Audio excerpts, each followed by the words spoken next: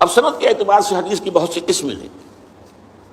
مثلاً یہ کہ مسند اور متصل وہ حدیث کہلائے گی جس کی ساری کڑیاں جو ہیں حضور سے لے کر محدث تک یہ انٹیکٹ ہے، متصل ہے، کہیں کوئی وقفہ نہیں آتا بیچ میں.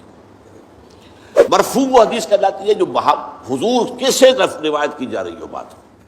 اس کے مقابلے میں مرسل ایک تابعی کوئی بات کر رہے ہیں اور حضور سے وہ روایت کر رہے ہیں اور یہ نہیں بتا رہے کہ حضور کے اور ان کے درمیان کس صحابی نے انہیں بتایا ہے، اسے مرسل کہیں گے. اب یہ درجات ہیں، مرسل کا درجہ وہ نہیں ہوگا جو مرفوع کا ہے. اسی طریقے سے موقوف کہلاتی ہیں، منقطع کہلاتی ہے، مقطوع کہلاتی ہیں حدیثیں جو صرف تابعی پر آ کر ختم ہو گئی، وہ اس سے آگے کی بات نہیں کر رہا، تابعی کی بات ہے. تو اس حوالے سے بہت سی قسمیں ہیں. ایک متواتر حدیث ہوتی ہے جس کے کہ ہر لیول پر بہت سے راوی موجود ہیں. حضور سے کئی صحابہ نے سنا ہو، پھر ان سے ہر صحابی سے کئی تابعین نے سنا ہو، پھر ہر تابعی سے کئی جو ہے تبع تابعین نے سنا ہو. تو ہر جو لیول ہے روایت کا اس پر متعدد جو ہے کثیر جو ہے راوی موجود ہوں، تو ایسی حدیث کو متواتر کہا جاتا ہے. اس کا یہ بہت اونچا درجہ ہے احادیث کے اندر. اسی طریقے سے مشہور حدیث اسے کہتے ہیں کہ راویوں کی ہر سطح پر کم از کم 3 راوی، وہ 3 سے بھی زیادہ ہیں تب تو ہو گئے متواتر. لیکن اگر یہ کہ کم سے کم 3 ہر لیول پر موجود ہے تو وہ مشہور کہلائے گی. لیکن اگر کوئی ایک راوی ہے چل رہا ہے تو پھر اس کو غریب بھی کہیں گے، خبر واحد بھی کہیں گے. اسی طرح حدیث صحیح، حدیث حسن، حسن لغیرہ ہی، حسن لذاتی، یہ مختلف جو ہے احادیث کے سند کے اعتبار سے مختلف درجے ہیں، مختلف قسمیں ہیں. البتہ اس کے بعد پھر آتا ہے حدیث ضعیف، کمزور حدیث. کمزور حدیث کسے کہتے ہیں؟ جس میں کسی ایک راوی کے بارے میں شک ہو کہ یا تو اس کا کردار جو ہے وہ معیاری نہیں تھا، اس کے اخلاق، اس کی سیرت، اس کے معاملات درست نہیں تھے. ایک راوی ہے بیچ میں ایسا، تو ضعف پیدا ہو گیا، کمزوری پیدا ہو گئی اس روایت کے اندر، اس لنک کے اندر ایک کڑی جو ہے وہ کہ کمزور ہے. اور یا یہ ہے کہ اس کے بارے میں یہ معلوم ہو کہ اسے سوء حافظہ، میموری جو ہے وہ اس کی کمزور اور اس کے اندر خرابی ہو، تو اس کے بھی شک پڑ جائے گا. تو اگر کسی ایک کڑی میں بھی ان 2 میں سے کوئی ایک وصف پایا جاتا ہو تو وہ حدیث ضعیف کہلائے گی.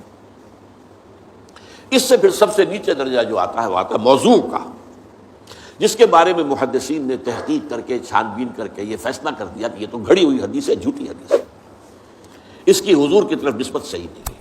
یہ پھر اپنی جگہ پر ان موضوعات کو بھی جمع کر لیا گیا ہے. جتنی حدیثیں وضع کی گئی ہیں کتاب الموضوعات، تو موضوع حدیثوں کو بھی جمع کر لیا گیا. اس درجے معاملہ کیا گیا ہے نبی اکرم صلی اللہ علیہ وسلم کے اقوال اور افعال و تقریر کے ضمن میں. البتہ اس میں ایک بات میں عرض کروں گا کہ عام طور پر کسی حدیث کے ساتھ لکھ دیا جائے ضعیف، تو آج ہمارا خیال یہ ہوتا ہے کہ اس کو چھوڑو. نہیں، یہ نہیں. حدیث ضعیف جو ہے وہ ضعیف روایت میں کسی ایک کڑی کے اندر بھی اگر کوئی ضعف آ گیا تو ضعیف کہلائے گی. لیکن ضعیف حدیثوں کے اندر بہت سی اعلیٰ حدیثیں موجود، حکمت کے موتی موجود، علم اور حکمت کے قیمتی موتی موجود. اس کی وجہ کیا ہے؟ دیکھیے، ایک ہے سچ کا سچ ہونا، ایک ہے سچ کا سچ ثابت ہو جانا. کتنے سچ ہوتے ہیں جو اپنی جگہ سچ ہے، ان کو ثابت آپ نہیں کر سکتے. آپ نے وکلا سے سنا ہوگا کہ خالص سچ پر کوئی ایک مقدمہ بھی نہیں جیتا جا سکتا، کچھ نہ کچھ جھوٹ اس میں شامل کرنا پڑتا. تو سچ کا ثبوت جو ہے وہ آسان کام نہیں ہے. اس کا یہ مطلب نہیں جو سچ ثابت نہ ہو سکے وہ جھوٹ ہے، یہ نہیں ہے. سچ ثابت نہیں ہو سکا یہ اپنی جگہ بات ہوئی، لیکن پھر کیا اس کو ہم کہیں گے جھوٹ ہے؟ یہ نہیں. تو حدیث موضوع جو ہے وہ حدیث ضعیف جو ہے وہ کمزور تو ہے، موضوع نہیں ہے، وہ متروک نہیں ہوگی، وہ چھوڑی نہیں جائے گی. ہاں، اس سے کوئی حکم شرعی نہیں نکلے گا. شریعت کا حکم کسی شے کی حلت، حرمت، فرضیت وغیرہ، یہ حدیث ضعیف سے نہیں ہوگا. شریعت کے احکام جو ہیں وہ اس سے بالا تر جو میں نے آپ کے سامنے طبقات رکھے حدیث کے، پھر انہی سے جو ہے شریعت کے احکام کا استنباط ہوگا.